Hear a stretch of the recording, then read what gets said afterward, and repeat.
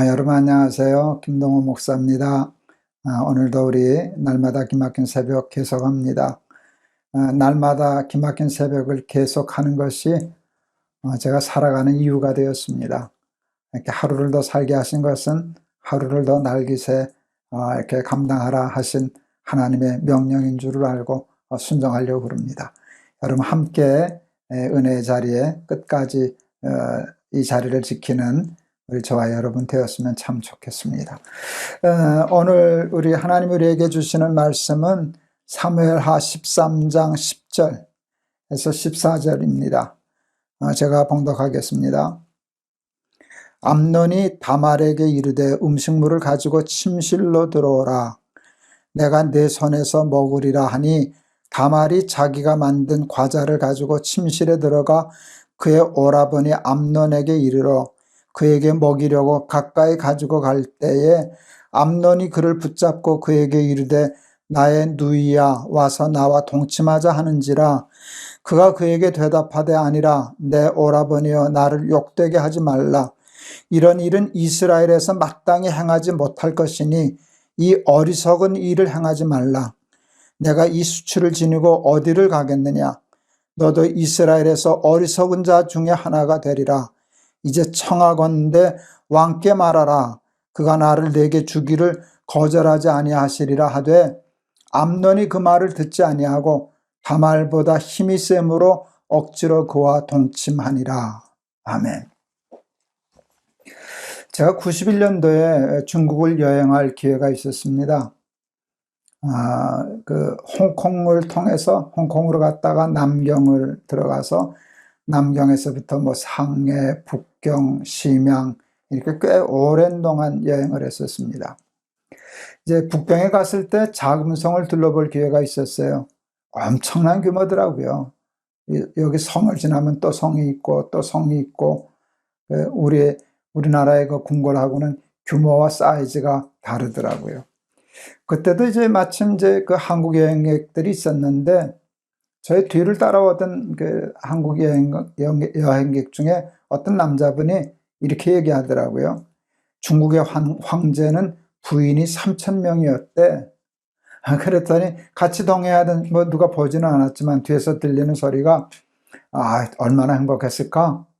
그래서 사람들이 웃고 농담을 하더라고요. 그런데 그냥 농담을 한 말인데 저는 그 말이 이렇게 그 자금성을 둘러보는데 내내 고장난 레코드처럼 떠올랐어요. 부인이 3,000명. 부인이 3,000명이었던 중국 황제는 과연 행복했을까? 하는 질문이 들었어요. 저는 아니라는 걸 알게 되었어요. 여러분, 사랑은 가장 귀한 것이잖아요. 인간에게 있어서 사랑은 참 귀해요. 사랑이 귀하다는 뜻은 뭐예요? 귀하다의 반대말은 뭔가요? 흔하다예요. 흔한 것은 귀하지 않아요. 흔한 것은 천한 것이에요. 여러분, 중국 황제는 귀한 사랑, 남편과 아내의 사랑을 하나로 간직하지 못하고 힘이 있다고 3,000명이나 두었어요. 그러면 사랑이 3,000이 되는 게 아니에요. 사랑은 귀한 것이니까 하나예요. 하나가 가장 귀한 것이니까. 사랑은 하나인데 사랑하는 아내를 3,000명이나 두면 사랑이 3,000개가 되는 게 아니라 사랑이 3,000분의 1로 줄어드는 것이에요. 중국 황제는 그것을 몰랐어요. 그건 어리석은 일이었어요. 여러분, 3,000분의 1의 사랑은 사랑이 없는 거예요. 그러고 생각하니까 황제는 사랑이 없는 사람이었어요. 정말 사랑하는 사람도 없고 자기가 사랑해주는 사람도 없는 것이었어요. 부인이 3,000명이었으니까 얼마나 수많은 자손들을 낳았겠어요. 근데 그 황제가 그 수많은 아내들이 낳은 왕자들을 다 알아볼 수 있었을까요? 알아볼 수 있죠. 복식이 다르니까. 이게 왕궁을 다니다가 왕자의 옷을 입은 아이를 보면 쟤도 내 아들인가? 아마 그러지 않았을까요? 부인이 3,000명인데 3,000명을 다 알 수 있었을까요? 알 수 있죠. 복식이 다르니까 저 여자도 내 아내인가? 그러고 살았을 거 아닌가 하는 생각이 들었어요. 그때 중국 황제의 어리석음과 그 어리석음으로 말미암은 외로움과 그 외로움으로 말미암은 중국 황제의 불행을 제가 느낄 수 있었어요. 저희 아이들이 아직 어렸을 때이지만 제가 아이들에게 편지를 썼어요. 그 얘기를 쭉 썼어요. 그러면서 아이들에게 이렇게 썼어요. 아빠는 너희 엄마 한 여자만 사랑해. 그래서 아빠는 중국 황제보다도 더 행복한 사람이야. 너희들도 이 다음에 내 아내 한 여자만 평생 사랑하며 살거라 하는 편지를 보냈어요. 아이들이 아직 어려서 그 깊은 뜻을 모르겠지만 예방주사 놓듯이 그 얘기를 해주었던 기억이 있습니다. 평생 아내 한 사람만 사랑하고 평생 남편 한 사람만 사랑하면서 살 수 있는 사람이 어리석은 사람이 아닙니다. 못난 사람이 아닙니다. 제일 행복한 사람입니다. 사랑은 하나일 때 가장 귀합니다. 그런데 이게 쉽지 않습니다. 사랑하면 행복하거든요. 사랑하면 행복하니까 사랑하는 사람을 늘리면 둘이 되면 사랑이 2개가 되고 셋이 되면 사랑이 3개가 되고 이 중국 황제와 같은 사고방식을 우리들이 대개 다 하면서 살거든요. 많으면 행복할 줄로 생각하는데 여러분 그렇지 않습니다. 여러분 사랑의 매력 중에 하나는 여러분 성적인 쾌락도 있어요. 그건 하나님이 허락해 주신 본능이거든요. 그러니까 성적인 쾌락의 유혹 때문에 상대방이 많아지면 많아질수록 그 쾌락이 더해지면 더해질수록 행복이 더 늘어날 거라고 하는 잘못된 계산을, 어리석은 생각을 사탄이 우리에게 주입시켜요. 그래서 많은 사람들이 거기에 넘어가요. 그러는 순간 사랑하는 사람을 성적인 쾌락의 대상으로만 생각하게 될 때 사랑하는 사람을 잃어요. 그래서 쾌락이 늘어갈수록 사랑은 줄어들고 그러면 외로워지고 그 다음에 사랑하는 사람들을 잃어요. 아내를 잃어요. 정말 자기를 사랑하는 아내를 잃어요. 남편을 잃어요. 자식을 잃어요. 가정을 잃어요. 그리고 평생 살아왔던 자기 삶이 다 무너져요. 여러분 이와 같이 이런 그 성적인 쾌락에 실수하여서 간음함으로 성적인 타락하고 범죄함으로 모든 것을 잃어버리는 사람들을 얼마나 우리는 주위에서 많이 보는지 몰라요. 우리는 텔레비전에서도 보잖아요. 어떤 높은 직을 이용해서 그 힘으로 그 직원들을 성적으로 유혹하고 그러다가 그게 들통이 나서 감옥에도 가고 평생 쌓아왔던 모든 것을 무너지는 사람들 봤잖아요. 성적으로 실수하는 사람들 그것도 큰 문제지만 제가 볼 때 가정은 어떻게 지키나 자식들은 어떻게 보고 사나 하는 것이 제일 큰 걱정이 되더라고요. 저에게 어떤 오래전에 목회할 때 한 여자 집사님 저를 찾아왔어요. 상담을 하는 거예요. 남편이 교회를 안 다녔는데 교회에서 부흥회 할 때 여보 우리 교회에서 부흥회 하는데 한번 부흥회 가지 않을래? 보통 때는 귀뚱으로 듣지 않던 남편이 한번 가볼까 하고 따라왔다는 거예요. 따라와서 부흥회에서 은혜를 받기 시작했다는 거예요. 그리고 한 번도 빠지지 않고 부흥회 참석하고 은혜를 받고 예수를 영접하고 정말 거듭나게 되었어요. 근데 큰 문제가 생겼다는 거예요. 왜요? 예수를 영접하고 나서 자기에게 작은 아내가 작은 부인이 있다는 것을 이실직고했어요. 6살 난 아이가 있다고까지. 그러니까 청천벽력이죠. 이걸 어떻게 하면 좋으냐고. 제가 집사님한테 얘기했어요. 들통이 난 게 아니고 은혜를 받고 은혜 때문에 죄를 감당할 수가 없어서 자복한 거 아니냐. 그거는 용서해 줘야 되지 않겠느냐. 제가 그렇게 말씀드렸어요. 그랬더니 집사님이 저도 압니다. 저도 압니다.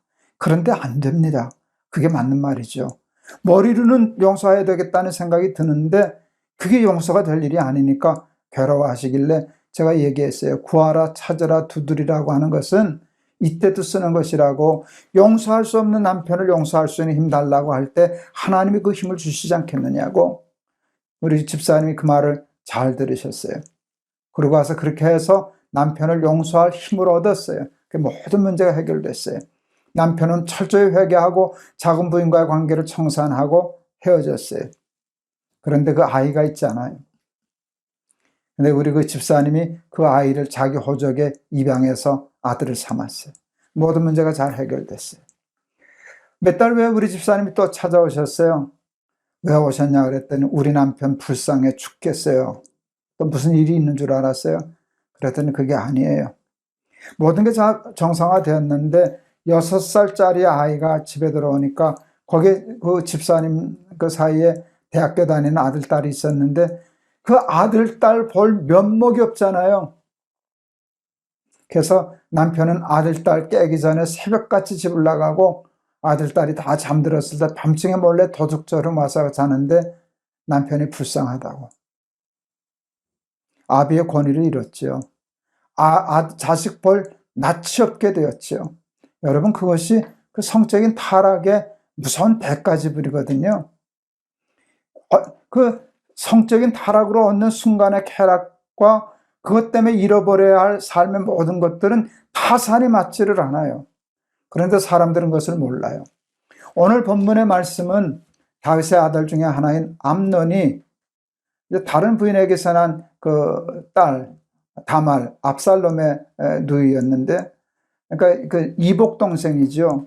너무 좋아해서 아픈 척 이렇게 해서 병구안을 하는 척하게 하다가 이제 다말을 이제 겁탈하는 것이에요. 그 일이 있어요. 그런데 다말이 그렇게 얘기해요. 정식으로 아버지한테 요청을 해서 나와 결혼하게 해달라고 해라. 그러면 아버지가 허락해 주시지 않겠느냐. 그렇게 하면 될 일을 왜 이런 식으로 일을 처리하느냐.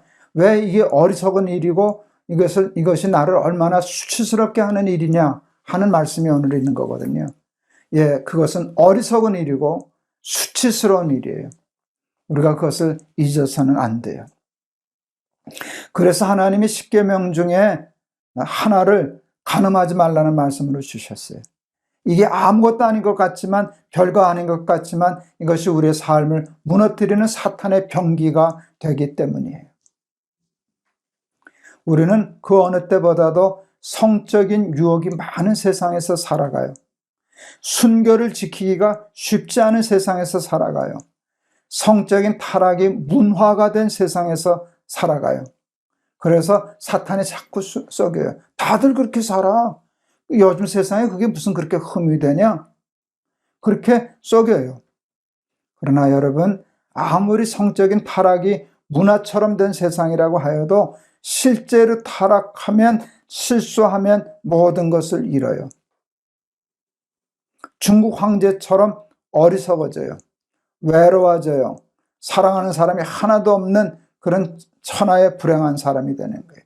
가정도 잃고, 사랑하는 아내도 잃고, 남편도 잃고, 사랑하는 자식도 잃고, 평생 쌓았던 모든 것을 잃게 됩니다. 여러분, 저에게는 성적인 그런 유혹들이 없었을까요? 왜 저라고 없었겠습니까? 저는 거기에 대해서 아무런 흔들림이 없는 사람이었을까요? 그렇지 않습니다. 그래도 이겨낼 수 있었던 것은 저는 계산했어요. 그것을 통해서 얻을 수 있는 쾌락, 인간 동물적인 본능적인 어떤 순간의 행복, 그 작지 않지요. 근데 그것을 치러야 할 값, 아내를 잃어야 되고, 자식을 잃어야 되고, 손주 볼 면목이 없고, 평생 목회했던 거 다 잃어버려야 되고, 여러분, 그건 타산이 맞질 않아요. 그건 너무 엄청난 대가를 지불해야 되어서 그것이 무서워서 그 유혹을 이겨낼 수 있었어요. 사랑하는 우리 날기새 가족 여러분, 세상에서 살면 교회 안에서보다 성적인 유혹이 더 많지요. 타락할 기회가 더 많아요. 근데 여러분, 그것을 가볍게 생각하지 마세요. 다말의 입을 통해서 한 말이 맞아요. 그것은 사람이 수치스럽게 하는 일이고 어리석은 일이라. 어리석은 일이다. 세상에 어리석은 일 중에 그렇게 어리석은 일이 없어요. 여러분, 오늘 이 말씀을 하나님의 경계의 말씀으로 여러분 받아들이시고, 여러분, 이 성적인 유혹이 문화가 된 세상 속에서도 순결을 지키며 하나님만 사랑하고 평생 한 남편만 사랑하여 순전한 순결한 가정을 지키고 삶을 지키고 살아가는 우리 날기새 가족들 다 되실 수 있기를 축원합니다. 기도하겠습니다. 하나님, 중국의 황제는 부인이 3,000명이었답니다. 사랑은 귀한 것이기 때문에 하나입니다. 부인이 3,000명이었다는 것은 사랑이 3,000이 되는 것이 아니라 사랑이 3,000분의 1로 주는 것입니다. 그런 계산을 할 줄 몰라서 많은 사람이 중국 황제와 같은 어리석음에 빠져 삽니다. 그래서 가정도 잃고 아내도 잃고 남편도 잃고 평생 살아왔던 모든 수고를 다 무너뜨리고 가정을 잃어버리는 어리석은 파멸의 길을 걷는 이들이 얼마나 많은지 이루 말로 다 할 수 없습니다. 하나님, 우리 사랑하는 날기새 가족들을 이 성적인 타락과 유혹으로부터 지켜 주시옵소서. 그리하여 가정을 지키고 자기의 삶을 지키고 자기의 하나님의 성전인 우리의 삶을 지켜낼 수 있는 우리 날기새 가족들 다 되게 하옵소서. 예수 그리스도의 이름을 받들어 기도하옵나이다. 아멘. 하나님이 허락하신 그 범위 안에서의 사랑을 떠나면 그것은 수치스러운 일이 되고 어리석은 일이 됩니다. 세상의 어리석은 일 중에도 그렇게 어리석은 일은 있을 수가 없습니다. 조그마한 쾌락을 위해서 모든 것을 버리는 바보 중에 상바보가 아닐 수 없습니다. 그런데 우리는 거기에 약한 존재들입니다. 하나님이 거기에 조심하라고 오늘 이 말씀을 주시는 줄 아는데, 다말이 암논에게 했던 말, 하나님이 허락해 주신 안에서 사랑하라. 그렇지 않은 것은 수치스러운 일이고 어리석은 일이다. 이 말씀을 마음에 꼭 새기실 수 있기를 바랍니다. 성적인 타락은 수치스러운 일이고 어리석은 일입니다. 이 모든 유혹과 어리석음을 벗어나서 순결한 가정과 순결한 삶을 지켜낼 수 있는 우리 날기새 가족들 다 되시길 바랍니다. 여러분 감사합니다. 다음에 또 뵙겠습니다. 여러분 사랑합니다.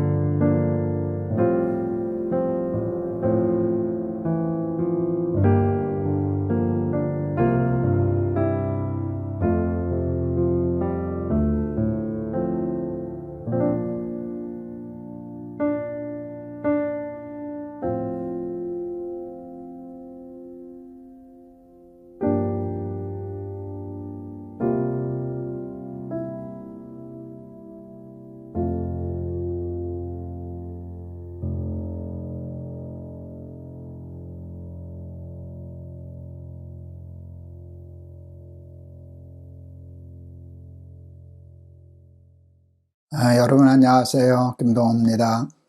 오늘도 우리 날마다 기막힌 새벽 허락하신 우리 하나님께 감사드립니다. 오늘은 우리 그동안 해왔던 사무엘서 마지막 날입니다. 내일부터는 어제 말씀드린 것처럼 다시 신약으로 돌아가서 바울 서신 갈라디아서 시작하려고 합니다.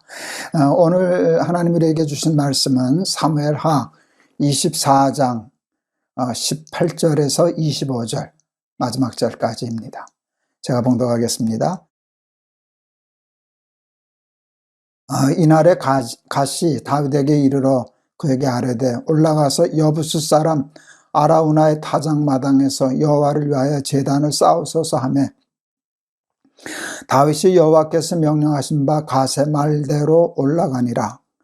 아라우나가 바라보다가 왕과 그의 부하들이 자기를 향하여 건너옴을 보고 나가서 왕 앞에서 얼굴을 땅에 대고 절하며 이르되 어찌하여 내 주 왕께서 종에게 임하시나이까 하니 다윗이 이르되 네게서 타작마당을 사서 여호와께 제단을 쌓아 백성에게 내리는 재앙을 그치게 하려 함이라 하는지라. 아라우나가 다윗에게 아뢰되 원하건대 내 주 왕은 좋게 여기시는 대로 취하여 들이소서. 번제에 대하여는 소가 있고 뗄나무에 대해서는 마당질하는 도구와 소의 멍에가 있나이다. 왕이와 아라우나가 이것을 다 왕께 드리나이다 하고 또 왕께 아뢰되 왕의 하나님 여호와께서 왕을 기쁘게 받으시기를 원하나이다. 왕이 아라우나에게 이르되 그렇지 아니하다. 내가 값을 주고 내게서 살이라. 값 없이는 내 하나님 여호와께 번제를 드리지 아니하리라 하고 다윗이 은 50세겔로 타작마당과 소를 사고 그곳에서 여호와를 위하여 제단을 쌓고 번제와 화목제를 드렸더니 이에 여호와께서 그 땅을 위한 기도를 들으시매 이스라엘에게 내리는 재앙이 그쳤더라. 아멘. 제가 어렸을 때 제법 가난했기 때문에 제가 종이돈으로 용돈을 받은 기억은 없습니다. 용돈이라는 개념이 없었죠. 그저 동전 가끔 몇 푼씩 받아서 가게 가는 게 이렇게 제 전부였습니다.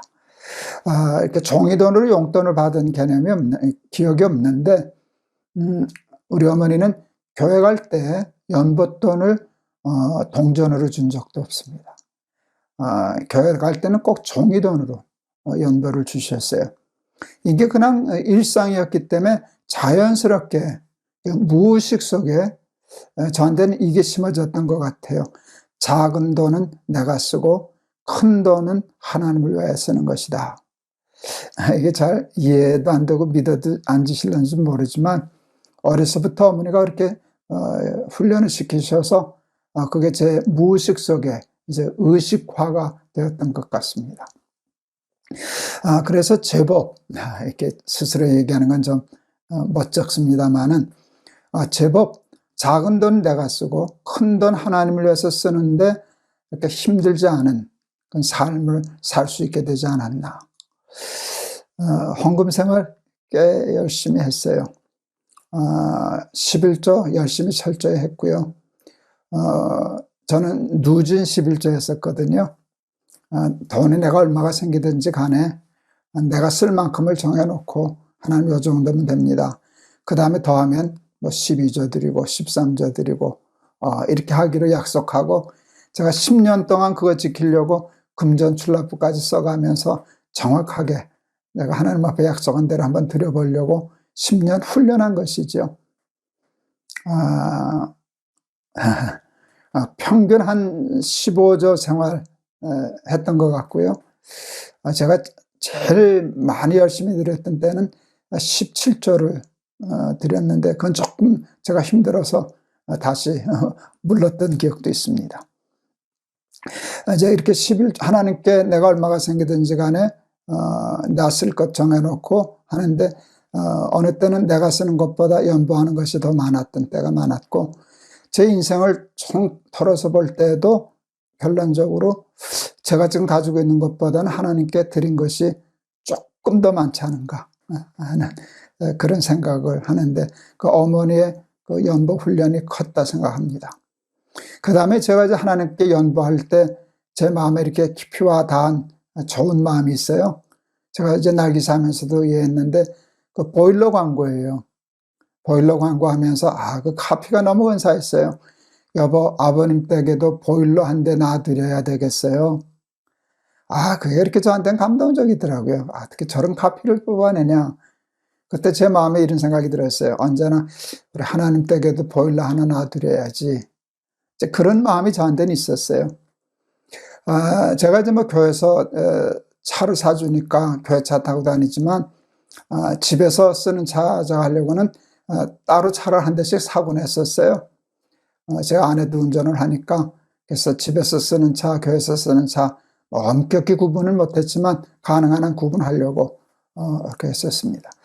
제가 지금 오늘도 이 설교 준비하면서 생각해 보니까 지금까지 제가 제 개인 명의로 저희 집에서 쓸 차로 산 차가 한 5대 정도 되지 않나. 지금 산 차는 이제 제가 산 차가 아니고 우리 아들이 사준 차지만 제 아내에게 하여간 5대 정도 사지 않았나 싶었는데, 제가 그 차를 살 때마다 우리 집에도 차를 한 대 샀으니까 하나님도 차 한 대 사드려야지. 그런 마음에서 선교사님들에게, 선교지에게 차 사드린 것이 아마 정확히는 4대는 정확하고 5대 정도 사드리지 않았나. 그래서 우리 집 차 한 대 살 때는 하나님 차도 한 대 산다. 이제 그런 마음 가지고 살았습니다. 늘 이제 하나님이 주인이십니다. 나는 하나님이 맡겨주신 것을 관리하는 청직입니다. 하는 마음, 그 실천하려고 애를 썼는데 그게 그렇게 쉽지만은 않더라고요. 제 마음이 조금 연약해졌을 때라고 생각이 됩니다. 그러니까 흔들릴 때 하나님이 제 돈지갑에 눈독을 들이신다는 이렇게 말 같지 않은 느낌이 들었어요. 근데 좀 불안하더라고요. 저도 모르게 하나님 앞에 그랬어요. 하나님, 저 해와 달과 별 다 하나님 겁니다. 저는 해와 달과 별에 욕심이 없더라고요. 그건 다 하나님 거예요. 이 지갑은 제 겁니다. 난 지갑만 내 거면 되겠는데 지갑을 드리는 건 좀 아깝더라고요. 그날 참 부끄럽고 창피했어요. 그리고 그날 깨달았어요. 지갑의 주인이 내 주인이구나.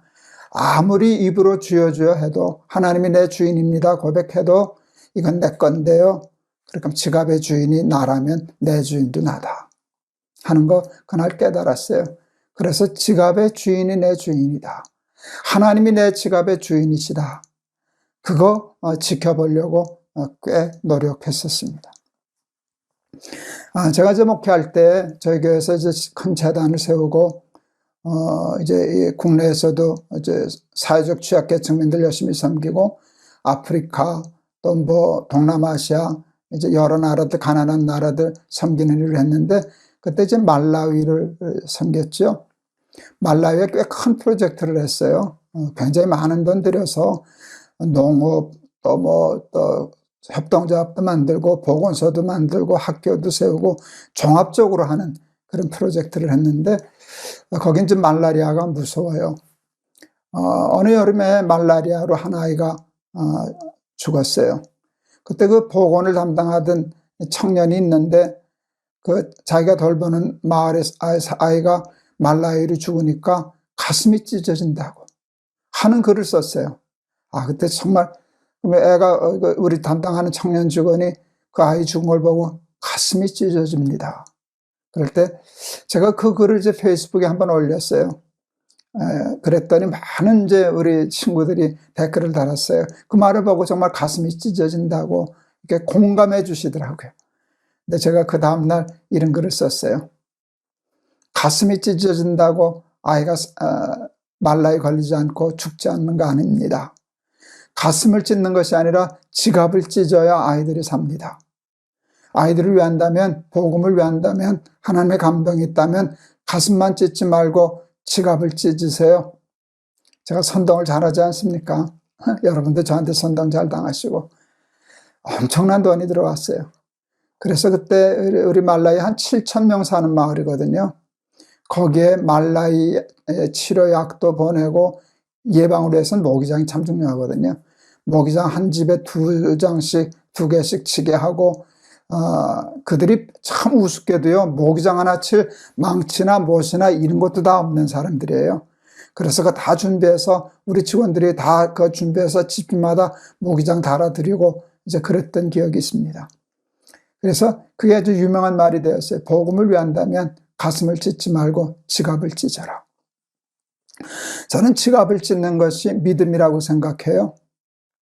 오늘 본문의 다윗이 민수기, 하나님을 의지하지 않고 칼과 단창을 의지하고 백성의 수를 의지하려고 했던 범죄를 하나님 앞에 사죄하는 제사를 드려요. 선지자가 그것을 명했거든요. 아라우나 타작마당에서 제사를 드려라. 그래서 다윗이 아라우나라고 하는 사람의 집에 가서 내가 여기서 제사를 드리려고 한다 하니까 아라우나가 하나님 그 왕에게 다 드리겠다고, 소도 드리고 뗄나무도 다 드리고 드리겠다 할 때 다윗이 아주 유명한 얘기예요. 나는 값없이 내 하나님께 제사 드리지 않는다. 저는 이 말이 믿음이라고 생각해요. 하나님 앞에 값없이 제사 드리지 않는다. 여러분, 모든 제사에는 제물이 있어요. 그런데 하나님은 꼭 황소를 암소를 드려야만 받으시진 않아요. 가난한 자에게는 여러분 비둘기도 받으셨잖아요. 비둘기 아니면 곡식으로도 받잖아요. 하나님은 곡식으로, 가난한 사람이 곡식과 비둘기로 제사 드리는 것과 부자가 양과 소를 잡아 드리는 것에 차별하지 않으셔요. 그런데 중요한 것 있어요. 재물 없는 제사는 없다는 거예요. 내가 드릴 수 있는, 과부가 엽전 2푼밖에 못 드려도 그 마음의 정성을 보시면 하나님은 그것은 크게 보시는 하나님이신데, 여러분 값없이 내 하나님께 제사 드리지 않는다. 이거 여러분 배우셔야 돼요. 배우셔야 돼요. 요즘 이렇게 다녀보니까 제가 지난 주간 우리 높은 뜻교회 목사들하고 진도에 다녀왔거든요. 쉽게 말하면 어떤 콘도, 진도에 유명한 콘도가 있어서 그거 빌려서 갔어요. 우리나라 사람들의 씀씀이가 커졌더라고요. 저도 자꾸 옛날 사람인가 봐요. 한 끼 식사비를 보면 깜짝 놀라고, 하루 밥값 보면 깜짝 놀라고. 제가 아내한테 그랬어요. 콘도에서 아침 식사하면서 뷔페 식사인데, 이거 한 끼면 옛날에 한 달 월급보다도 많다. 제가 세운상가 점원 노릇할 때 그랬죠. 하루 숙박비 몇 달 월급에 될 만큼 이렇게 씀씀이가 커졌어요. 그러니까 깜짝 놀래요. 저는 사실 요즘 조금 편해졌지만 우리 청년들이 점심 먹고 이렇게 커피 한 잔씩 이렇게 들고 보통 한 4,000원 하지 않나요? 5,000원? 4,000원? 그거를 그냥 이렇게 마시고 다니는 게 저는 저거 어떻게 3, 4,000원을 매일 밥 먹고 저걸 마실 수 있을까? 근데 생각해보면 제가 구식이에요. 예, 그것도 크지만 우리가 수입이 많아졌어요. 옛날보다.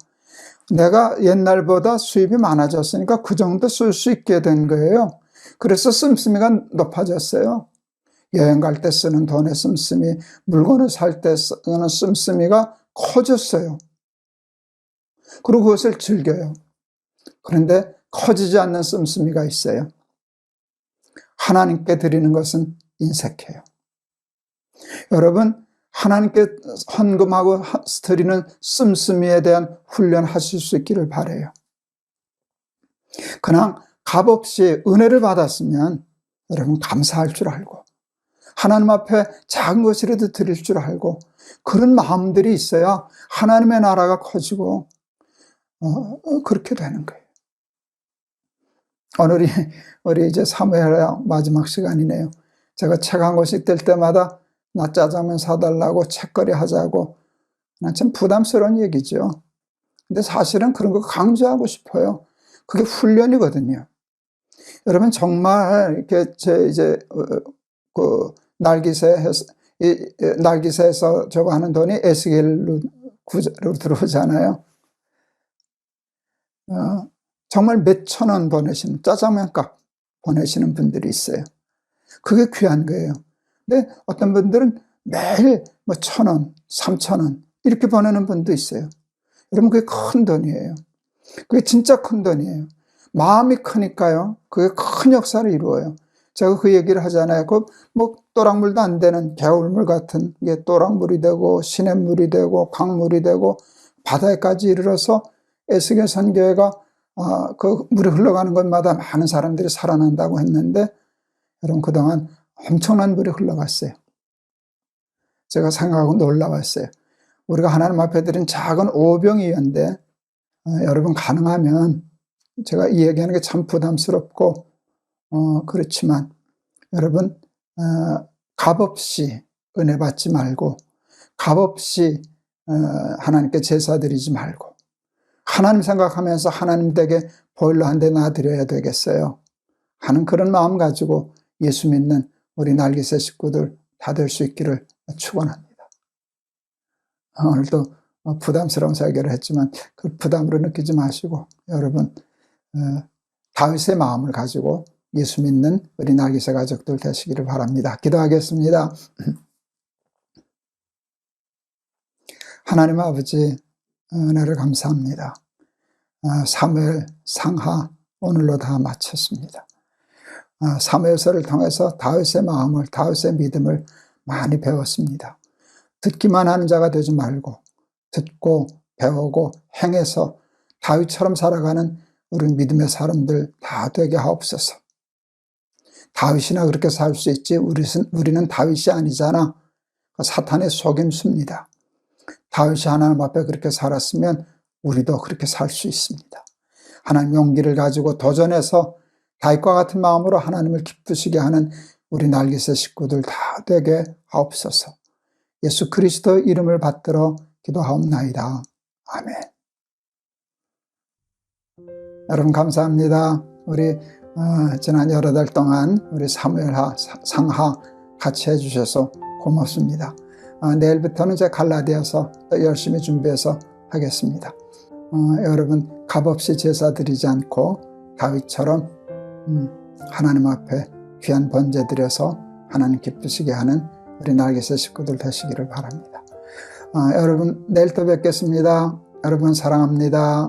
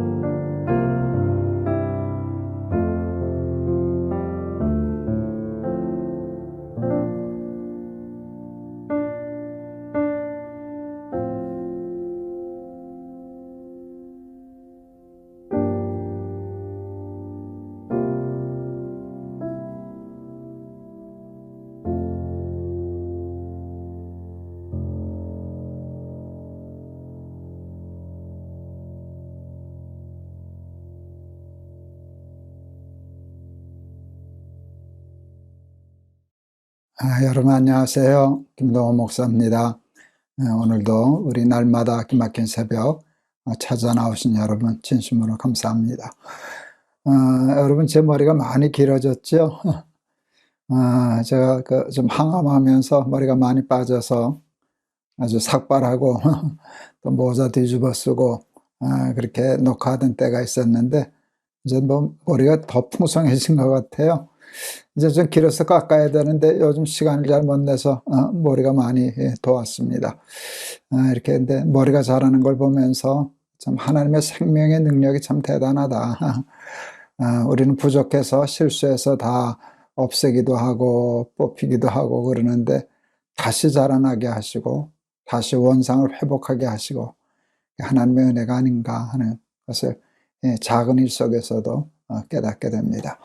오늘은 예배소서 1장 11절에서 12절, 예배소서 1장 11절에서 12절 말씀 제가 봉독하겠습니다. 모든 일을 그의 뜻의 결정대로 일하시는 이의 계획을 따라 우리가 예정을 입어 그 안에서 기업이 되었으니 이는 우리가 그리스도 안에서 전부터 바라던 그의 영광의 찬송이 되게 하려 하심이라. 아멘. 제가 신학교 다니면서 읽었던 책 중에 제게 영향을 끼친, 굉장히 중요한 영향을 끼친 몇 권의 책들이 있습니다. 이제 그 중에 하나가 제가 자주 했을 텐데요. 에릭 프롬의 소유냐 삶이냐라는 책이었습니다. 소유형의 인간과 존재형의 인간을 에릭 프롬이 얘기하는데 사람을 정말 잘 살게 하고 부유하게 하고 행복하게 하고 하는 것은 소유의 넉넉함이 있는 것이 아니라 소유 가치가 높아지는 것이 아니라 내 존재의 가치가 높아지는 데 있다. 존재형의 인간이 되는 데 있다. 그게 참 제 인생에 굉장히 큰 깨달음이 되었어요. 그래서 뭐 돈도 다 좋고 뭐 소유가 나쁜 건 아니지만 내가 그것보다 더 가치 있는 존재가 되어야 그게 정말 잘 사는 것이다 하는 깨달음은 제 인생에 굉장히 중요한 영향을 끼쳤습니다. 근데 존재 가치는 어떻게 높아지나를 생각하니까 목적대로 존재할 때 존재 가치가 높아지더라고요. 모든 존재하는 것에는 목적이 있잖아요. 목적 없이 존재하는 것은 없어요. 제가 차고 있는 시계에 목적이 있어요. 이걸 뭐라 그러나요? 이게 뭐 스마트워치라 그러나요? 여러 가지 기능이 있죠. 이 안에. 그 목적이 있어요. 근데 이 목적대로 지금 다 작동을 하거든요. 그러니까 가치가 있어요. 그런데 그 목적은 누가 만드는가 하면 시계가 만들질 않거든요. 그 시계를 만든 사람이 목적을 만들어요. 그래서 존재의 목적은 존재로부터 말미암지 않고 존재케 한 이로부터 말미암는다 하는 걸 깨달았어요. 그러니까 내가 잘 사는 것은 존재 가치가 높아지는 것이고요. 존재 가치가 높아지려면 존재 목적대로 존재해야 되고요. 내가 존재 목적대로 존재하려면 존재 목적을 찾아야 하는데 그 존재의 목적은 나에게서 시작된 게 아니라는 것이에요. 내 생각대로, 내 뜻대로, 내 마음대로, 내 욕심대로 살아서는 결단코 존재 목적대로 존재할 수가 없어요. 나를 창조하신, 나를 사랑하시는, 나를 창조하신 아버지 하나님의 뜻대로 살 때 나는 정말 목적대로 존재하는 존재가 되어서 정말 잘 사는 사람이 되겠구나 하는 것을 깨달았어요. 그래서 정말 잘 사는 것은 내가 하나님의 일꾼이 되는 것이구나. 하나님께 쓰임받는 일꾼이 되는 것이구나 하는 것을 깨달았어요. 그게 이제 소명이죠. 내가 소명에 이끌리는 삶을 살아야 되겠다. 하나님의 부르심에 응답하고 하나님 말씀하시면 순종하고 하나님이 원하시는 뜻대로 삶을 살면 내가 잘 사는 것이다 하는 굉장히 중요한 삶의 진리를 깨닫게 되었습니다. 그래서 하나님의 일꾼이 되고 싶었어요. 그런데 어떤 일꾼이 되고 싶었는가? 하나님이 칭찬하시고 자랑하시는 일꾼이 되고 싶었어요. 그래서 하나님 앞에 충성하는 일꾼이 되고 싶었어요. 그리고 하나님이 자랑하시는 너 김 목사 봤냐? 참 일 잘해. 내 마음에 꼭 들어. 이런 소리를 듣는다면 그게 제가 제일 잘 사는 것이 아니겠어요. 하나님의 일꾼이 된다는 것을 이제 바라보고 살았는데요. 오늘 성경 말씀은 엄청난 말씀이 나와요. 하나님의 일꾼, 그 다음을 얘기하시는데 오늘 나오는 표현은 기업이라는 단어를 쓰셨어요. 기업이 되게 하시겠다는 것이에요. 모든 일을 그의 뜻의 결정대로 일하시는 이의 계획을 따라 우리가 예정합을 입어 그 안에서 기업이 되었으니. 여러분, 한 사람이 일하는 일꾼이 된 거하고 그가 기업이 된 거하고는 이건 규모가 다른 것이에요. 이게 무슨 약속인가 하면 하나님이 예정하셨다는 표현까지 썼는데 그렇게 하나님이 꼭 계획하시고 그렇게 하신다는 뜻이에요. 뭔가 하면 그리스도의 충성된 일꾼이 되면 내가 너를 하나님의 큰 일을 감당하는 기업이 되게 하리라 하시는 약속이에요. 우리가 하나님의 기업이 되는 거예요. 우리가 하나님의 일꾼이 되는 것만도 벅찬데요.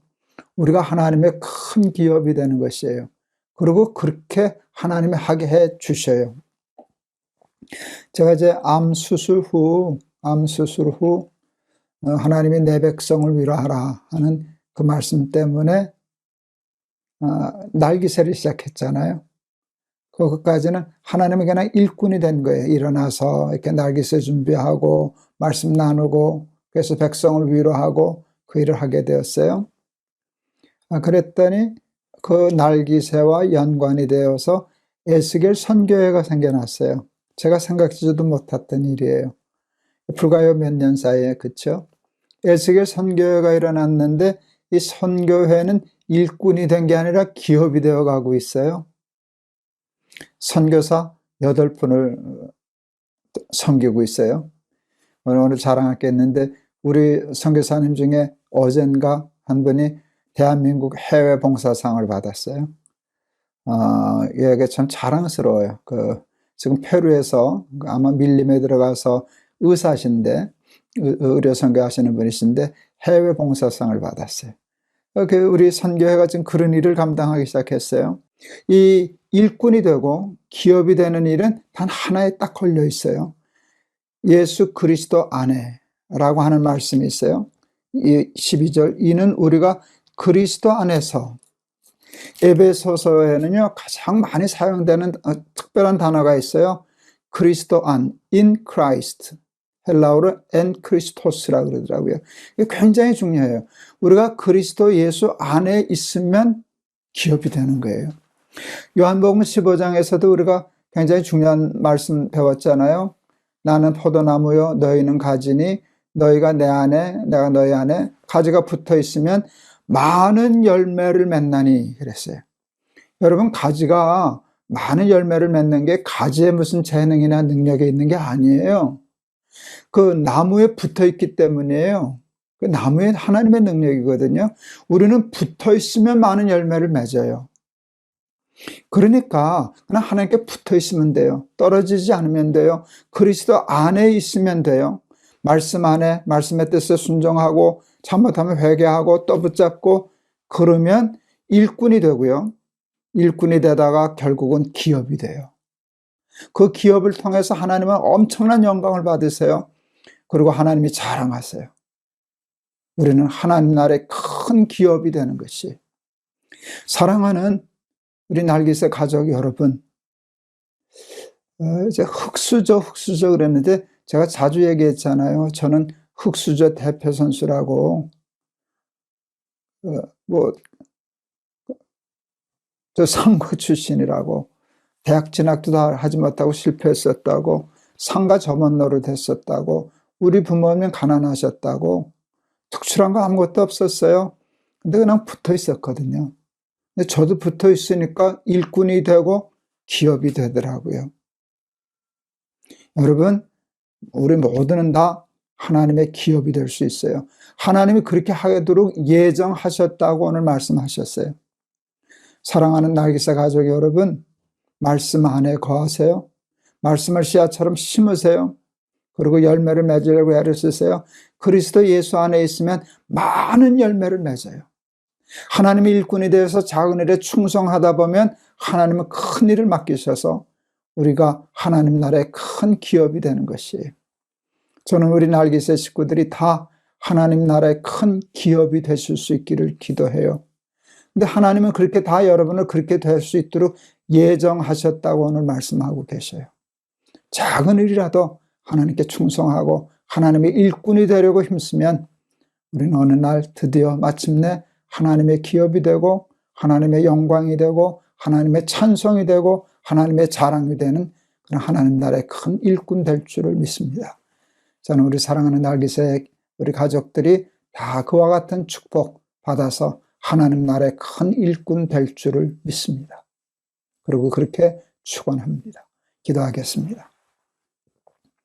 하나님, 우리 날개새 가족들 하나님의 충성된 일꾼 되게 하옵소서. 작은 일에도 충성하고 존재의 목적인 하나님, 하나님의 말씀, 하나님의 소명에 충성하여 쓰임받는 잘 사는 사람 되게 하옵소서. 작은 일에 충성하면 큰 일을 맡기신다 하셨습니다. 내가 내 안에 있으면 많은 열매를 맺는다 하셨습니다. 그것이 하나님의 일꾼에서 기업이 되는 것입니다. 우리 날개새 가족들은 다 하나님 나라의 기업이 되게 하옵소서. 하나님 나라의 자랑이 되게 하옵소서. 영광이 되게 하옵소서. 예수 그리스도의 이름을 받들어 기도하옵나이다. 아멘. 하나님의 일꾼이 되면 하나님의 기업이 돼요. 그것은 우리의 능력에 있는 게 아니에요. 우리는 그 안에만 있으면 돼요. 붙어만 있으면 돼요. 일꾼이 되면 돼요. 우리의 삶의 목적을 하나님께 두면 우리는 다 누구나 하나님의 기업이 될 수 있어요. 저도 하나님의 기업이 됐잖아요. 전 그게 너무 다 놀라워요. 우리 모두가 다 될 수 있어요. 우리 날개새 식구들이 하나님 나라의 큰 기업들이 되어서 우리 날개새 식구들 때문에 하나님의 나라가 다소 왕성해지고 우리 하나님의 이름이 높임을 받으시고 우리 하나님의 이름이 거룩히 여김을 받으시고 하나님의 영광과 하나님의 찬송이 온 땅에 충만해지기를 주의 이름으로 축원합니다. 여러분 감사합니다. 내일 또 뵙겠습니다. 여러분 사랑합니다.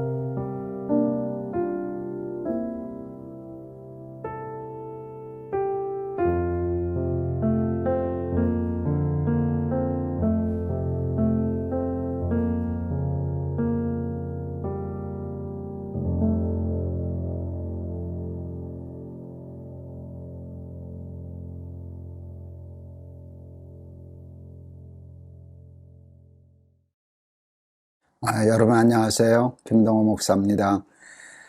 오늘도 우리 잊지 않고 우리 날마다 기막힌 새벽 나오신 여러분을 환영합니다. 오늘은 야고보서 1장 22절에서 25절까지 말씀입니다. 야고보서 1장 22절에서 25절. 너희는 말씀을 행하는 자가 되고 듣기만 하여 자신을 속이는 자가 되지 말라. 누구든지 말씀을 듣고 행하지 아니하면 그는 거울로 자기의 생긴 얼굴을 보는 사람과 같아서 제 자신을 보고 가서 그 모습이 어떠했는지를 곧 잊어버리거니와 자유롭게 하는 온전한 율법을 들여다보고 있는 자는 듣고 잊어버리는 자가 아니요 실천하는 자니 이 사람은 그 행하는 일에 복을 받으리라. 아멘. 하나님은 우리에게 자유의지를 주셨습니다. 제가 참 하나님 믿으면서 제일 감사하고 또 감사하는 것은 하나님이 저에게 자유를 주셨다는 겁니다.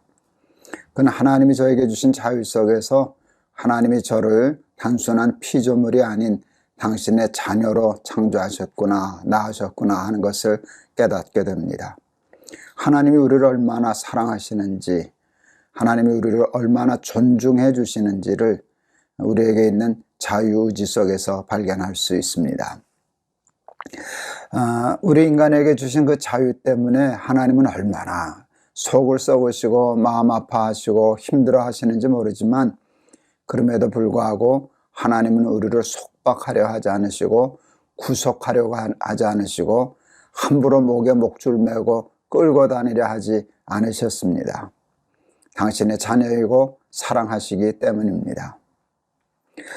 미신을 섬기는 사람들은 운명과 팔자를 믿습니다. 인생을 집을 짓는 건축에 비유한다면 우리의 집을 우리가 짓는 것이 아니라 신이 짓는 것이에요. 자기 마음대로. 그리고 자기한테 조금 잘하면 좋은 집 주고 그렇지 않으면 나쁜 집 주고 이렇게 하는 나름 좀 폭력적인 신인데요. 그 집이 마음에 안 들면 신에게 제사하고 아부하고 마음을 돌려서 그 집을 바꾸는 거, 그게 미신의 개념입니다. 팔자를 고친다라고 얘기하죠. 그런데 기독교는 그런 개념이 없습니다. 하나님의 말씀을 듣고 잘 준행하는 자는 반석 위에 터닫고 집을 짓는 사람과 같다. 여기 이제 굉장히 중요한 개념이 들어가 있어요. 집을 우리가 짓는다는 것이에요. 지혜롭게. 근데 하나님은 내 인생의 집은 내가 짓거라 하고 내팽개치시는 분이 아니시라 지을 수 있는 자유, 지을 수 있는 지혜, 지을 수 있는 능력을 주시고 우리를 이렇게 지키시는 분이세요.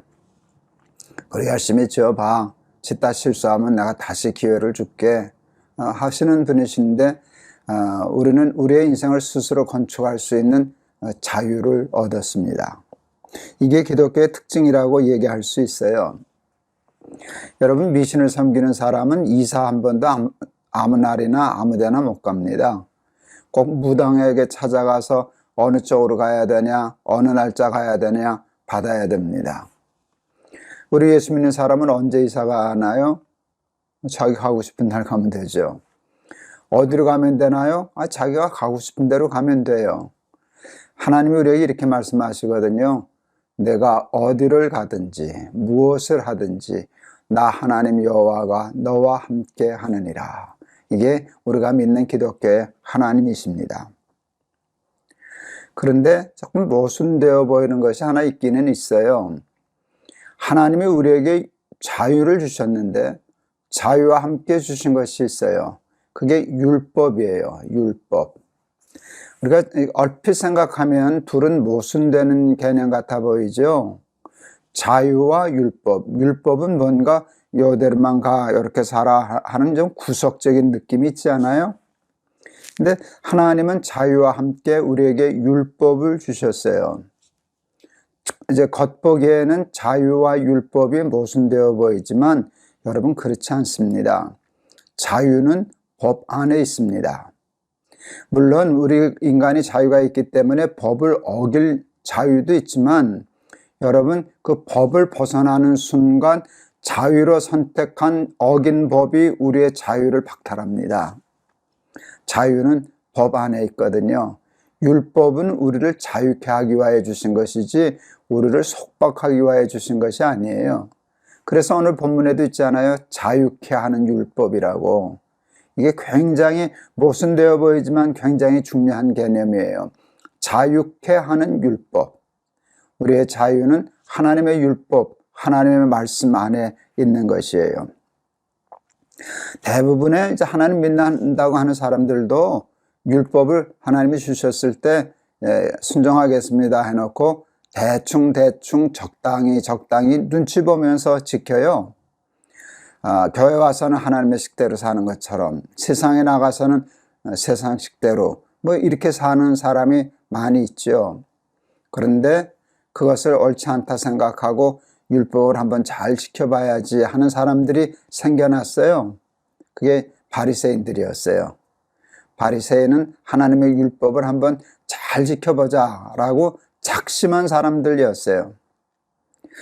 그러다 보니까 아무래도 율법을 잘 지키게 되었죠. 근데 율법을 잘 지키다가 교만한 마음이 생겼어요. 그래서 교만이 패망의 선봉이라는 거예요. 자랑하기 시작했어요. 내가 율법을 잘 지켜. 나는 너와 같지 않아. 나는 세리 같은 사람 아니야.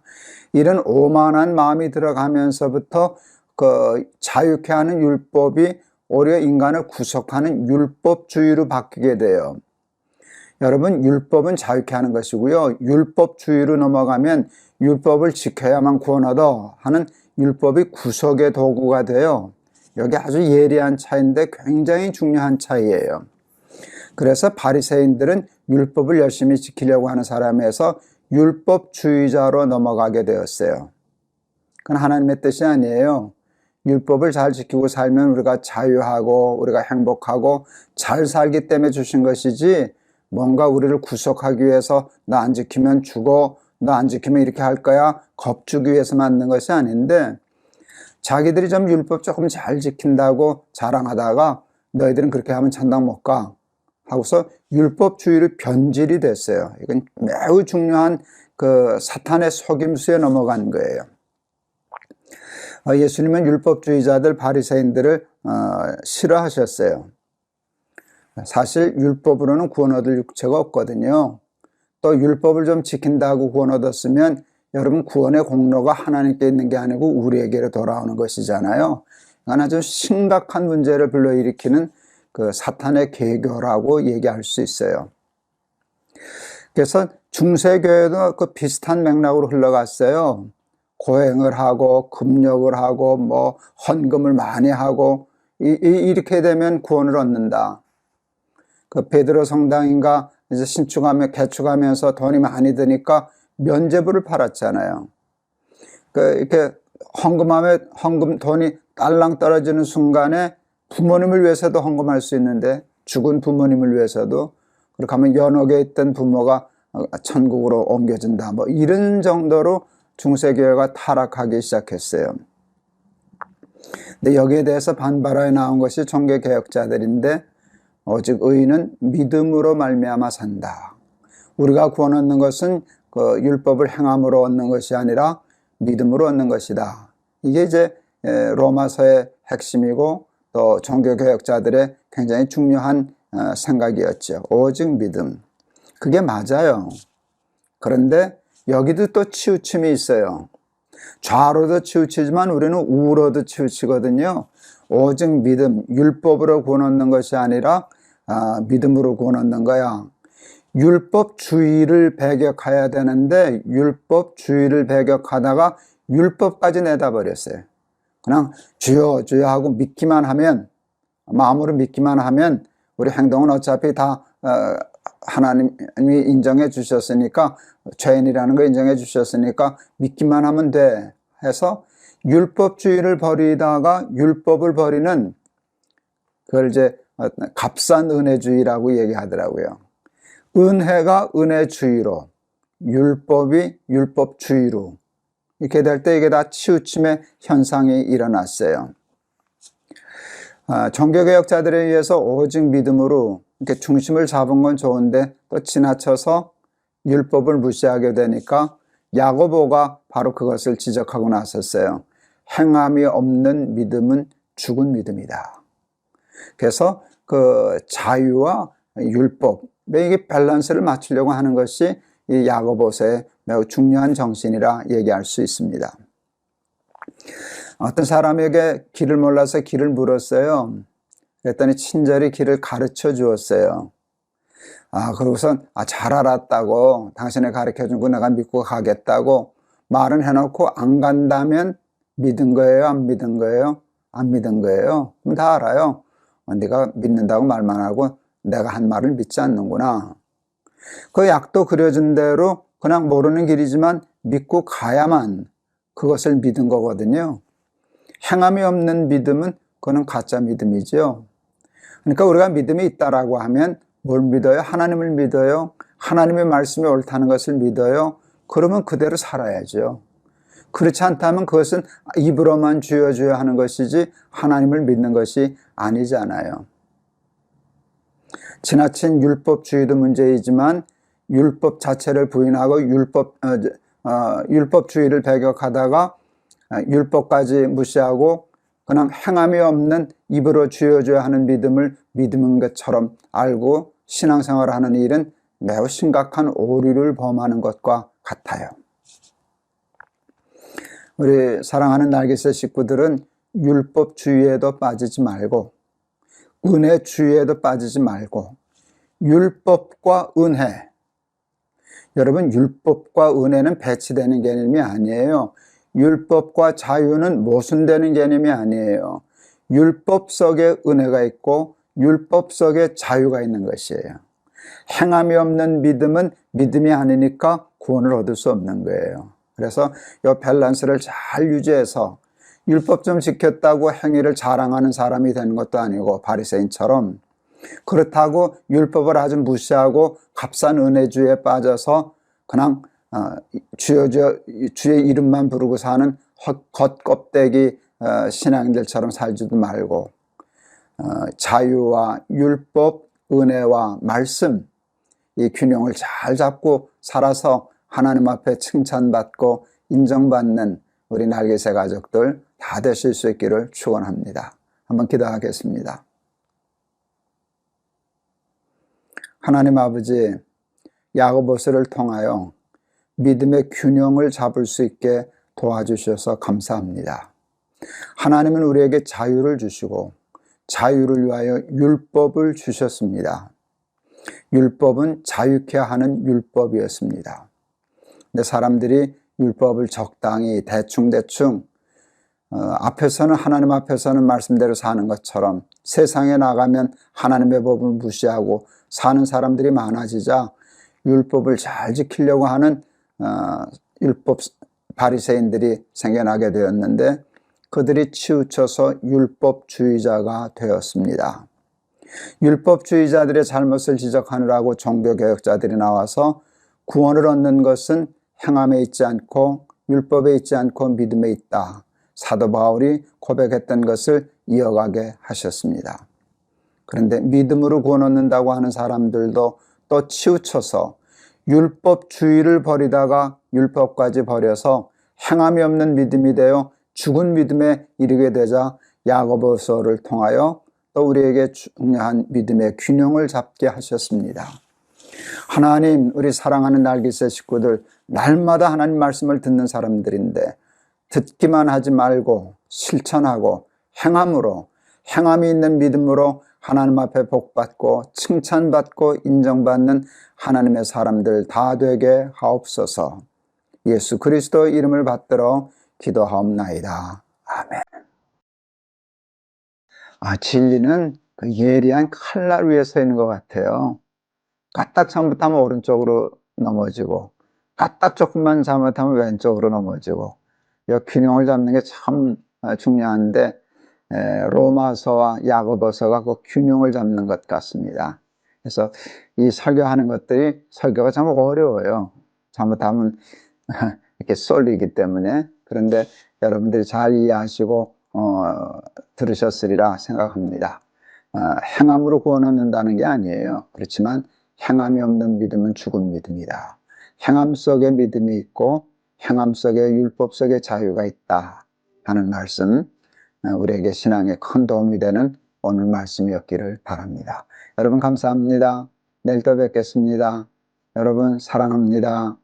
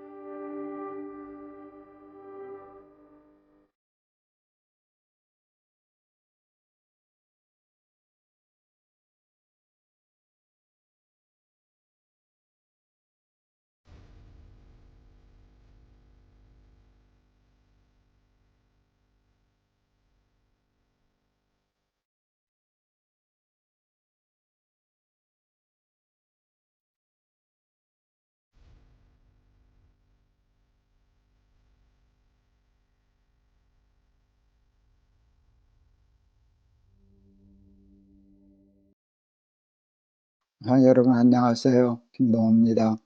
오늘도 우리 날마다 기막힌 새벽 나오신 여러분을 진심으로 환영합니다. 오늘은 베드로후서 2장 1절에서 3절입니다. 베드로후서 2장 1절에서 3절입니다. 제가 봉독하겠습니다. 그러나 백성 가운데 또한 거짓 선지자들이 일어났었나니 이와 같이 너희 중에도 거짓 선생들이 있으리라. 그들은 멸망하게 할 이단을 가만히 끌어들여 자기들을 사신 줄을 부인하고 임박한 멸망을 스스로 취하는 자들이라. 여럿이 그들의 호색하는 것을 따르리니 이로 말미암아 진리의 도가 비방을 받을 것이요 그들이 탐심으로써 지어낸 말을 가지고 너희로 이득을 삼으니 그들의 심판은 옛적으로부터 지체하지 아니하며 그들의 멸망은 잠들지 아니하느니라. 아멘. 어느 시대에나 거짓 선지자들이 있었습니다. 베드로 때에도 있었고 요즘도 거짓 선지자들이 있습니다. 판을 치는 것 같습니다. 요즘 한국교회가 매우 어려워지고 있습니다. 평판이 나빠지고 교회는 부끄러운 이름이 되고 심지어는 교회가 이 사회의 적폐라 하는 이야기까지 듣는 지경이 되었습니다. 물론 그렇게 함부로 말하는 사람들의 잘못들도 있지만 저는 교회의 잘못도 더 많다고 생각하는데 그런 말을 들을 만큼 교회가 부끄럽게 되었는데 그 주범이 저는 거짓 선지자들이 판을 치기 때문이라고 생각을 합니다. 교회가 이단처럼 되었습니다. 거짓 선지자들이 판을 치고 있습니다. 그리고 거짓 선지자들에게 미혹된 사람들이 뜻밖의 얼마나 많은지 이해가 가지 않을 만큼 참 많습니다. 그래서 교회가 이단처럼 되고 거짓 선지자들에 의해서 이렇게 파괴되어 가고 있습니다. 미혹하는 사람들을 보면 이단을 살펴보면 이단은 교주가 하나님이 됩니다. 자기가 구세주라고, 자기가 재림주라고, 그게 이단이지 않습니까? 그런데 자기가 구세주다, 또 뭐 하나님이다 라고는 얘기를 안 해도 그렇게 행동하는 사람들이 있습니다. 자기 입으로는 얘기 안 해도 그렇게 유도해서 그렇게 가르치는 사람들이 기성교회도 참 많습니다. 하나님 노릇하는 목회자, 하나님 자리에 앉아있는 영적인 신앙적인 그 종교적인 지도자들이 얼마나 많은지 모릅니다. 그리고 거기에 미혹된 사람들이 많아서 이 교회가 어지러워지고 있습니다. 미혹하는 사람들은요, 성경을 사사로이 풉니다. 특히 이해하기 어려운 난해한 성경 구절을 짜맞추듯이 이렇게 하는데, 그 교묘한 이야기입니다. 어제 우리가 얘기한 것처럼 교묘한 이야기로 잘 짜맞춥니다. 이게 그들의 특징입니다. 그리고 종말 신앙이 아닌 그냥 종말 주의를 예언합니다. 우리 예전에 무슨 다미 선교에 있었잖아요. 몇 날, 몇 월, 며칠 종말이 온다. 이렇게 겁을 주고, 그래서 모든 것을 정리해서 자기의 이익을 취하죠.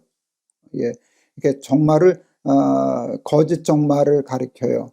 그런데 기존 교회에서도요, 위기의식을 조장하고, 그것을 편을 가르고, 적을 만들고, 그래서 자기 편을 강화하고, 위기의식을 강조함으로 그것을 물리치기 위해서 자기 힘을 내야 된다고 편을 가르고, 자기들이야말로 애국하는 사람이고 자기야말로 교회를 지키는 사람이다 라고 이렇게 얘기를 해서 잘못된 위기의식을 조장하는 경우들이 참 많습니다. 그리고 그렇게 규합한 힘을 자기의 힘으로 세력으로 삼고 그 힘을 이용하여 거의 하나님 노릇을 합니다. 기복주의적인 신앙을 강조하는 경우도 참 많습니다. 예수 믿는다고 다 부자 되는 거 아닌데, 예수 믿는 목적은 이 세상의 환경의 변화가 아니라 그것을 뛰어넘어서 가난하든지 부하든지 건강하든지 약하든지 항상 기뻐하고 범사에 감사하는, 그게 기독교 신앙인데, 그냥 예수 믿으면 부자 되고 예수 믿으면 성공하고 예수 믿으면 형통하고 이렇게만 가르치는 기복주의는 참 위험합니다. 또 신유를 너무 강조하는 것도 사실은 위험합니다.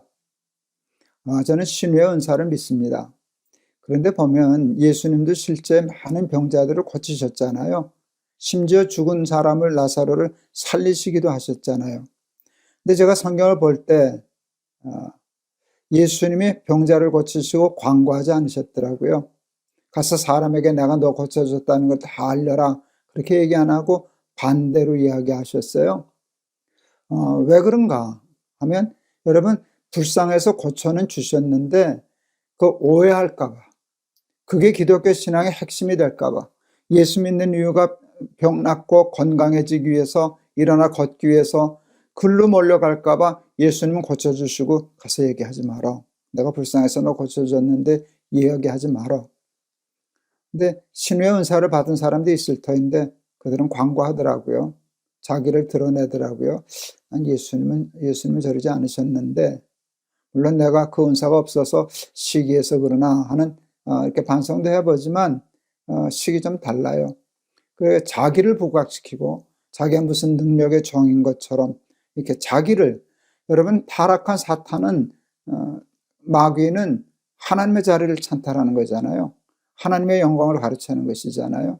그것이 거짓 선지자들에게 나타나는 매우 중요한 위험성입니다. 그래서 물질적으로 자기 이득을 취하고 또 그런 힘을 가지고 성적으로 많은 사람들을 미혹하여 사회적인 무리를 일으키고, 또 정치적인 사회적인 욕구 충족을 해요. 자기가 마치 임금이 된 것처럼, 높은 권력을 가진 사람처럼, 힘 있는 영향력이 있는 사람처럼 그렇게 될 때, 여러분, 그것은 다 거짓 선지자들에게 나타나는 중요한 현상이라 이야기할 수 있습니다. 성경은 오늘 베드로서를 통해서 말씀하세요. 저들의 심판은 지체하지 않고 멸망은 잠들지 않는다. 멸망이 잠들지 않는다. 저들은 반드시 멸망한다는 뜻이거든요. 그리고 그 심판은 그렇게 오래 기다리지 않는다. 심판은 지체하지 않는다. 3절에 말씀하셨어요. 거짓 선지자들은 반드시 망해요. 하나님이 심판하셔요. 그런데 참 안타까운 것은 그를 따르는 자들이 그들과 함께 멸망할 것이라는 것이에요. 그러므로 여러분 조심하셔야 돼요. 좋은 스승, 바른 스승, 거짓 스승을 만나지 않기 위해서 여러분은 얼마나 깨어서 조심하고 기도하고 분별력을 가져야 하는지 몰라요. 좋은 교회와 좋은 영적인 스승을 만나는 건 아무리 강조해도 지나치지 않아요. 좋은 교회에 대한 욕심은 여러분 아무리 부려도 지나치지 않습니다. 우리 날기새는 어떨까요? 저는 좀 어떤가요? 날기새 수가 자꾸 늘어나고 있어요. 저는 좋은 일이라고 생각하고 감사한 일이라고 생각해요. 그런데 그 늘어나는 것이 하나님 나라의 확장이라는 면에서 좋은 건가요? 김동호가 더 유명해지고 김동호가 더 높아지고 그런 사람이 되는데 유익한 건가요? 여러분, 저도 잘못하면 거짓 스승 될 위험성이 많아요. 제 아내가 조심스럽게 얼마 전에 저에게 얘기해 줬어요. 얼마 전에도 한번 얘기해 주시고요. 당신이 요즘 자꾸 무의식적으로 내가라는 말을 잘 써. 위험하지 않을까? 가슴이 뜨끔했어요. 저에게도 거짓 스승의 기질이 있거든요. 누구 처음부터 거짓 스승인가요? 여러분, 사탄에게 쏘으면 글로 가게 돼 있어요. 하나님의 말씀을 전한다고 해서 하나님 나라를 확장시킨다고 해놓고 확장된 힘을 자기의 탐심을 채우는데 자기의 유명세를 키우는 일에, 그리고 거기에 쏘가서 자기가 무슨 구세주인 것처럼 종교적인 선지자인 것처럼 그렇게 착각하게 된다면, 그리고 사람들을 미혹하게 된다면 여러분, 날기새도 위험한 거예요. 여러분들 조심해서 잘 보셔야 돼요. 날기새가 변질되지 않나.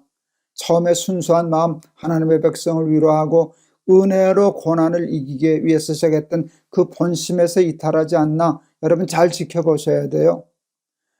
김 목사 설교에 길들여져서 여러분 저한테 제가 타락하는데도 쏘으면 안 돼요.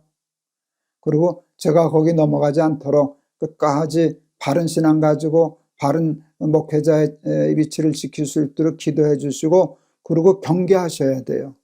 그리고 좋은 거짓 스승 만나지 않도록 늘 하나님 앞에 기도하셔야 돼요. 좋은 스승 만나게 해 주십시오. 정말 진짜 선지자 만나게 해 주십시오. 정말 하나님의 사람으로 하나님을 귀히 여기고 하나님을 높여드리는 하나님의 사람을 만나게 해 주십시오. 여러분 기도해야 되리라 믿습니다. 거짓 스승이 판을 치는 세상입니다. 그리고 우리에게는 모두가 다 거짓 스승의 인자들이 있습니다. 저에게도 있습니다. 까딱 잘못하면 넘어갑니다. 제가 날개 살면서 몇 번 얘기를 했는데, 사람들이 세례 요한을 찾아왔어요. 당신이 메시아지요. 여러분, 이게 사탄이 쓰는 수법입니다. 네가 메시아야.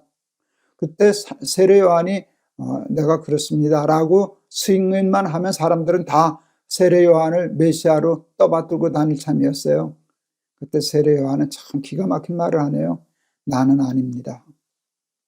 제가 평생 목회하면서 잊지 않으려고 요즘도 꼭 붙잡아야 할 말은 나는 아닙니다. 나는 아닙니다. 나는 아닙니다.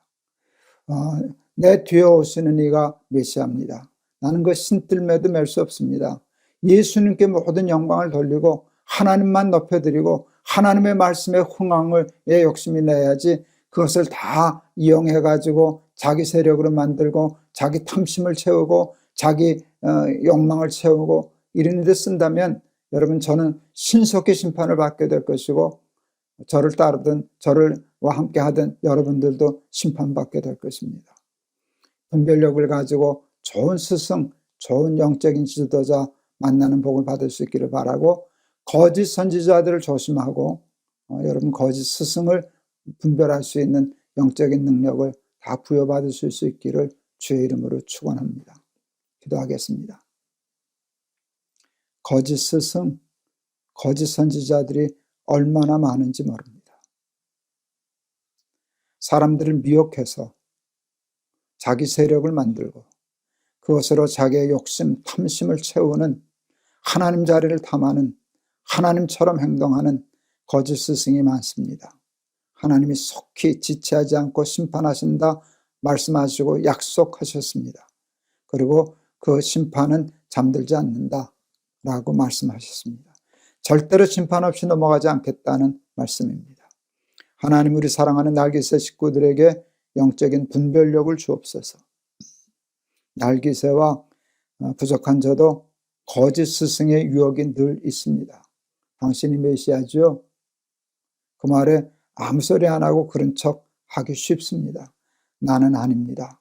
늘 자기를 부인하고 하나님만 높이고 하나님 말씀에만 욕심을 부리고 사사로운 인간적인 욕심 부리지 않아서 끝까지 하나님의 종으로 삶의 자리를 지킬 수 있도록 저도 지켜주시고 우리 사랑하는 날기새 식구들도 지켜주시옵소서.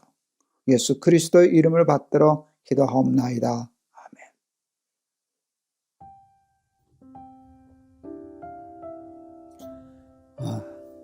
오늘 참 하기 어려운 설교였습니다. 근데 여러분, 날기새도 요즘 위험해요. 잘 지켜보세요. 제가 타락하지 않나 잘 지켜보세요. 제가 말씀을 전하나 자꾸 내가 라고 하는 쪽으로 빠지나, 우리 아내가 경계하듯이 여러분도 좀 잘 지켜보셔요. 그리고 저를 위해서 기도해 주세요. 그리고 여러분도 하나님의 말씀의 확장에만 욕심을 부리고 하나님 나라의 확장에 욕심을 부리되 그것을 가지고 자기의 사사로운 유익을 취하려고 하는 어리석음에 빠지지 않기를 바라고, 우리나라가, 우리 한국교회가 거짓 스승의 장난질에, 농탕질에 빠져들지 않고 정신 차릴 수 있도록 우리 한국교회를 위해서도 기도해 주시기를 바랍니다. 여러분 감사합니다. 내일 또 뵙겠습니다. 여러분 사랑합니다.